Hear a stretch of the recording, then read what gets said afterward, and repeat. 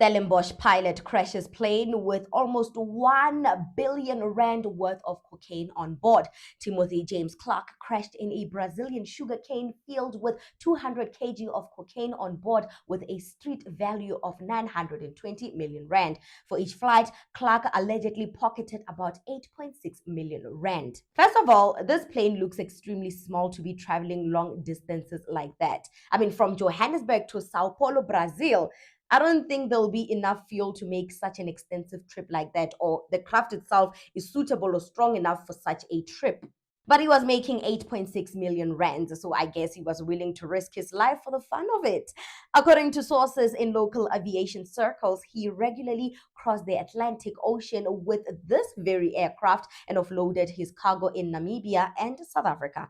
At the time of his death, he was presumably en route to Africa with a fresh consignment of cocaine. The blocks of drugs were packaged in wrapping material from Elon Musk's company SpaceX. By packaging it this way, drug smugglers try to disguise the actual content. Here goes Elon Musk's company being involved in the downfall of South Africa, actively practicing the apartheid government's method of using drugs to control the minds of the oppressed.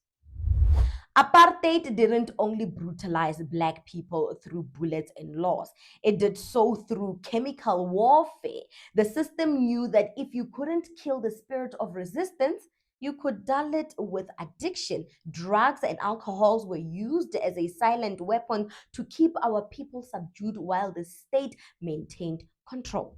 Even individuals who became gangsters and who have either spent time in prison or went on to spend time in prison, they'll all tell you that under apartheid, it was known that the apartheid government was manufacturing and spreading out drugs, okay? It's believed that some of that, for example, Mandrax, which is a sort of a downer, subdues you, was to be used, or there were chemicals to be used for crowd control, keeping people subdued, keeping them under your control. What's really key here is that when we look into drug trafficking conduits going way back, there's this constant, I don't want to say suspicion, it's stronger than suspicion, but there is this understanding that certain gang bosses, particularly here in the Western Cape, paired up with under apartheid police officers. And it's almost a replica of the suspicions and accusations we're seeing now, that these gang bosses paired up with police officers and they were used to sort of spread out drugs and use their networks, their gang networks, to disseminate and distribute what they were basically tasked with doing. And that's one thing that's really stuck with me through all the books, is that we see the same suspicions, the same accusations, the same claims, the same beliefs that existed around the 1990s still exist today, even with the Commission of Inquiry that is about to start. It's startling that the same accusations, especially in the Western Cape, because that's where I'm from, that's what I've focused on mainly, but we've had police officers saying it before. We've had court cases where you've heard that in the 1990s, a police officer alleged that organized crime suspects were paired up with politicians and figures in government. That police officer then gets sidelined. The sad part is that the proceeds from these drugs and alcohol were going straight to the apartheid government's economy. They've enriched themselves through our addictions. So yeah, no, I don't buy the story that, you know, by wrapping up the drugs, the cocaine with Elon Musk's SpaceX wrap, or, you know, whatever, plastics or whatever, was to conceal what is actually going on or conceal the content.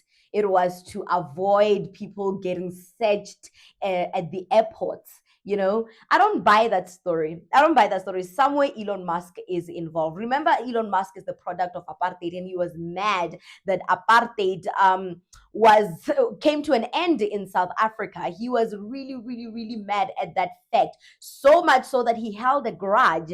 And as of recent, he has influenced the Trump administration to cut financial aid to South Africa.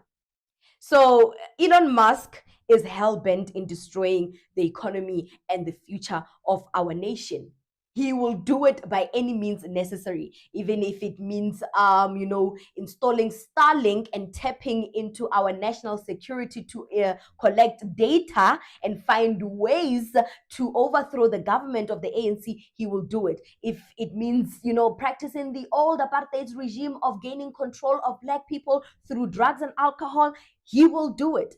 Somewhere, he is involved because he is the brainchild of apartheid and he still carries those sentiments and he has a grudge against the freedom that South Africa is currently experiencing, the democracy of South Africa. He hates it. He hates it. Somewhere, somehow, Elon Musk is involved. I don't buy that, these contents, these cocaine and other drugs were just wrapped in Elon Musk's plastics just so that they can avoid customs, so that they can avoid being checked at the customs at the airport. No, I don't believe that for a second. I don't believe they just used Elon Musk's company reps as a guise to avoid being searched at the customs there by the airport. Nah, I don't believe that. Somewhere, somehow, Elon Musk is involved, given his history and his influence in the Trump administration in the downfall of South Africa, praying for the downfall of South Africa, being vocal about his plans to dismantle and throw rocks at the democracy of this country. Says a lot about Elon Musk. He's willing to do anything and everything to bring South Africa to its knees. And he hates the fact that there's a Black government that is advocating for the unity of South Africans. He hates that. He hates that. And the fact that we said no to his little Starlink, oh no, we are still going to feel it, South Africa. So I don't buy that his company reps were just used without any kind of cosign or involvement. What do you think about this segment? Comment to us in the comment section below. Don't forget to like and share the broadcast. Subscribe to our YouTube channel. Hit that notification bell so you don't miss these groundbreaking conversations right here on the African Diaspora News channel. And oh, family, I have my own YouTube channel. It's called The Native Talk. The link is in the description box below. So do go to the description box below, click on the link and subscribe to The Native Talk. We talk everything African politic vibes, the vibes that is happening right now in Africa, the division that is coming our way in Africa thanks to South Africa. The continent will be divided for good. So we discuss that in detail, and the cultural landscape of this continent I call home, and your favorite South African destination that you'd like to visit one day with me as your tour guide. But until then, see you next time.